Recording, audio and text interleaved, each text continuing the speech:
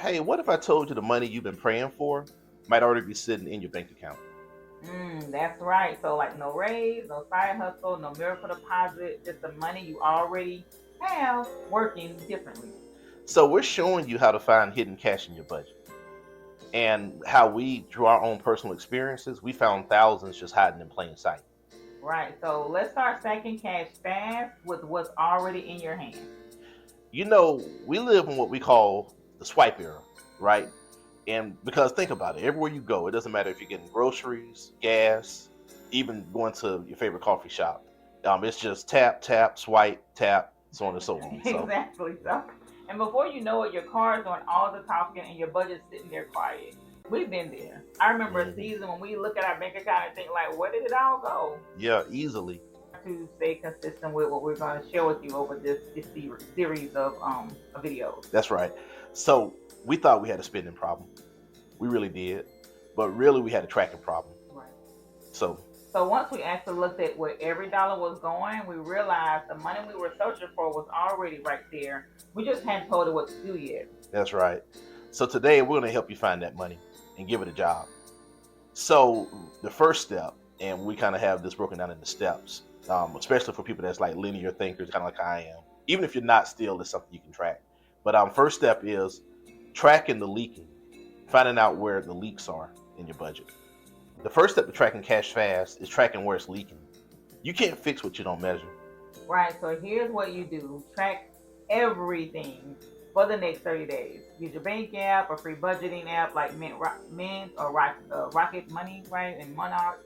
Now, for us, we just did it by hand with a Google Doc or an Excel sheet, but you have options. So, Yeah, and another one too is QuickBooks. QuickBooks mm, they have like I think it's like $20. Well, really, it's $20 a month or so, and you can track your bank accounts and see what's happening. Don't try to fix anything or everything yet this month right. because it's not just about judgment; it's about discovery. Exactly. And you're just finding out where your money is going because that's where you're going to find the hidden opportunities. So, step two is spot the silent drainers. Yeah, look for what we call silent drainers, and these are those little charges that creep in that sneak by each month. $10 apps, $25 streaming subscriptions, $7 coffees on a regular basis. Every once in a while that's cool, but if it's on a regular basis, that could add up over time. Right. So And we do this sparingly. When we're doing this cutting back, we just buy a little pods and we make our coffee in the morning. But it's Saturday, so we wanted to splurge a little, okay? No. yeah, But one study showed that over half of Americans are paying for at least one subscription they don't even use anymore. And that's money literally walking out the door. yeah. Let me talk about what we went through. So literally, we spent one day laying out all of our bank accounts, trying to identify what subscriptions were coming out on auto pay on a monthly basis. And when I Right. tell y'all that we had so many that we didn't even realize, when we added it up, we felt good because we were like, okay, we can cancel these instantly, and we started saving immediately. So we felt good about that. But we even had one that we had a double subscription on because we wear so many different hats. So as educators, one was coming out of that account, but then The as business business owners, owner. there was another one for that same particular vendor or whoever it was. And also too, when we say all day on what we say on a Saturday, we literally mean like all day. It was an all day process. So just kind of prepare yourself. Don't have anything else on your calendar on that day. You may be spending many, many hours going through your bank account, through your Apple Cash, through your Cash App, through all these places where you use a card. That money is literally walking out the door. So we spent a whole day, but I know realistically that's not feasible for some people. But start off with at least three silent drainers this week and cancel them. So try to identify three of those. Think about it.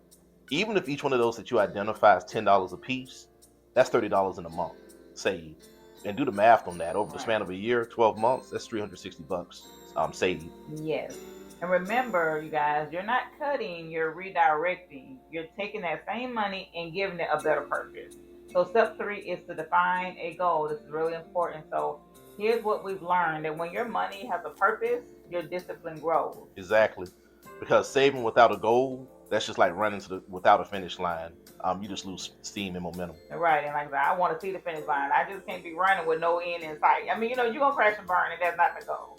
So define one clear goal right now. Maybe it's saving 5,000 for an emergency fund. You guys, it's really important to do that. Maybe 2,000 for a vacation. Mhm. Again, that's not just a luxury. You need that for your mental health. So don't, if your mind is thinking that that's not something that matters, it does. Okay, so maybe even save for that, or maybe just $1,000 just to get some breathing room, just to kind of have that little nest egg starting to build. When you know why you're saving, it's easier to say no to what doesn't matter. Right. And if you're doing this with your spouse, do it together. Okay. Roger and I learned early on that when we walk in agreement about money and about everything else, everything truly does flow better. Yeah, and we're not perfect. Still, we have our little mini tug of wars with Yes. stuff, right?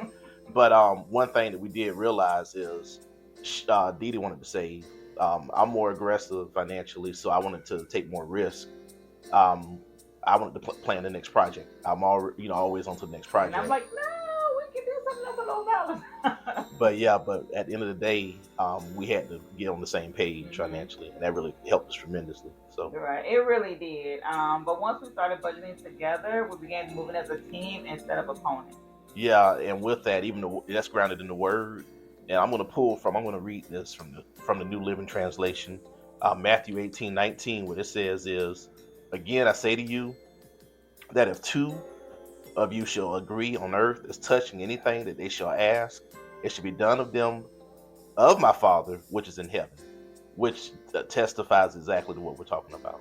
Absolutely, it is powerful. So make sure, like, you write that down. For those of that might be listening, if you're a believer and looking for different scriptures to study, this is definitely a good one to study. Period. As a couple, even if it's family, if you guys are praying together, two or three, that agreement is a powerful thing. That's right.